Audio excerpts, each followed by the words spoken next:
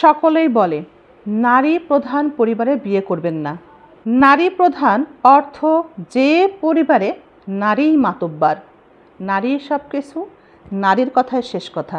যে পরিবারে নারী সর্বে সর্বা, সে মা হতে পারে অথবা বোন হতে পারে, কিংবা বড় ভাইয়ের অল্প হতে পারে, ভাবি সম্পর্কে। এই তিন ধরনের যে কোনো নারী যদি কোনো পরিবারের প্রধান হয়, সেই পরিবারে সবাই বলে কখনোই বিয়ে করবেন না। নারী প্রধান পরিবারের দিকে যদি একটু নজর দেন, একটু খেয়াল করেন, তবেই বুঝতে পারবেন সেই পরিবারের উপার্জনক্ষম ব্যক্তি কিন্তু পুরুষ। পুরুষের উপার্জনে সংসার চলে, অথচ ওই পরিবারের প্রধান হচ্ছে নারী। ওই যে বললাম, মা হতে পারে, বোন হতে পারে, বড় ভাবি হতে পারে। এই নারীদের কথাই হয় শেষ কথা। এই নারীরা যা বলবে পরিবারের প্রত্যেকটা সদস্য তাই করবে, অন্ধের মতো তাদেরকে বিশ্বাস করবে, এবং মুখ খোলার সাহস থাকে না কারো। তার কথার বাহিরে কেউ কোনো কথাই বলতে পারে না। তারা যা বলবে তাই শুনতে হবে। একরকম বলতে পারেন, দেখলে মনে হবে এদের বোধহয় বশীকরণ কোনো তাবিজ ব্যবহার করে তাদেরকে বশ করে রাখা হয়েছে। এই নারীরা যেখানেই থাকুক না কেন, সেখান থেকেই ওই পরিবারের যে কোনো সদস্য যদি বাহিরে থাকে, তার নিজস্ব সংসারে থাকে, সেখানেও তারা নিয়ন্ত্রণ করার চেষ্টা করে এবং নিয়ন্ত্রণ করেও থাকে। বলতে শোনা যায়, এই নারী প্রধান সংসারের অন্য যে সদস্য, যে ছেলেটি বাহিরে থাকে, তার কাছে এমন টাইমে ফোন দেয় ঠিক বাসায় ফেরার আগে।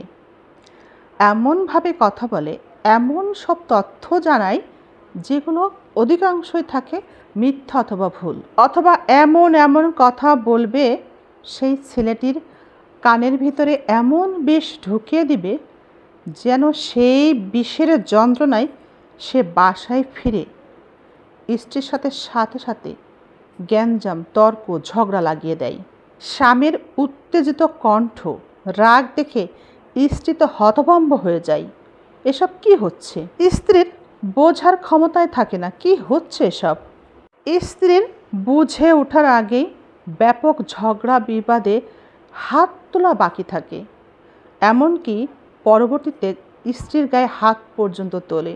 ওই একটাই কারণ, বাহিরে যখন থাকে তখন পরিবারের নারী প্রধান তাকে ফোন দেয়, নানা রকম কথা বলে তার মাথা মস্তিষ্ক গরম করে দেয়। তারপর সেখান থেকে বাসায় এসে ফিরে সন্তানের সামনে স্ত্রীর সাথে নানাবিধ তর্কে বিতর্কে জড়িয়ে পড়ে। বেশিরভাগ ক্ষেত্রে স্ত্রীরা কারণ খুঁজে পায় না।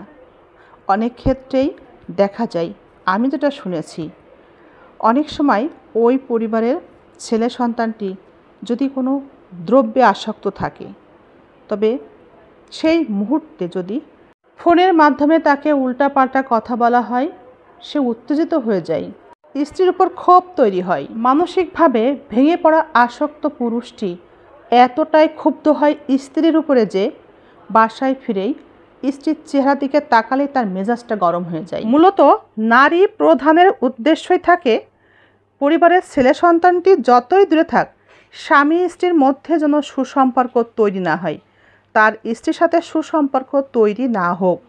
সেই উদ্দেশ্যে প্রতিনিয়ত ফোন দিয়ে তার কানটা, তার মাথাটা পুরো গরম করে দেয়, এবং একটা সময় সেই সাকসেস হয়। স্বামী স্ত্রীর মধ্যে সুসম্পর্ক তৈরি হয় না, দ্বন্দ্ব চলতেই থাকে।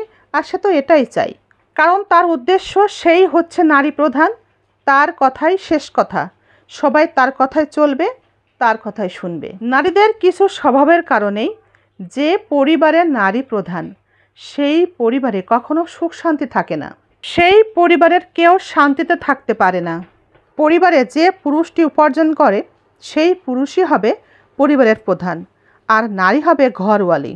ঘরের সুখ শান্তির জন্যে আমরা নারী হয়ে আমাদেরকে বুঝতে হবে, ঘরের সুখ শান্তি কখনোই থাকে না যদি ঘরের প্রধান থাকে নারী। নারী যত গুণী হোক, যত শিক্ষিত হোক, যদি স্বামীকে হুকুম করে, প্রত্যেককে হুকুম করে। এটা দেখতে যেমন ভালো লাগে না, সংসারের সুখও হারিয়ে যায়, সংসারে শান্তি থাকে না। তাই আমাদের বোঝা উচিত আয় উন্নতি বরকতও কমতে থাকে। মনে রাখবেন, যেখানে নিজেকে ভাবা হয় না, নিজের কথায় সবাই অসন্তুষ্ট হয়, সেখানে নিজেকে ভাবলে তাতে অকল্যাণই হয়। মনে রাখা উচিত, চালাক হলেই মানুষ হওয়া যায় না, চালাক তো শিয়ালও হয়। মানুষ হতে হলে তার মধ্যে মনুষ্যত্ব থাকা প্রয়োজন।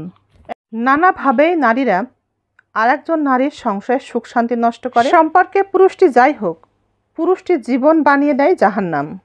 সব শেষে তাই বলতেই হয়, বাবারা যদি বাজারে সুখ কিনতে পেত, তবে নিজের মেয়ের জন্যে সবার আগে সুখ কিনত, মেয়েকে অন্তত সুখে দেখে অনন্তকালে পাড়ি জমাতো।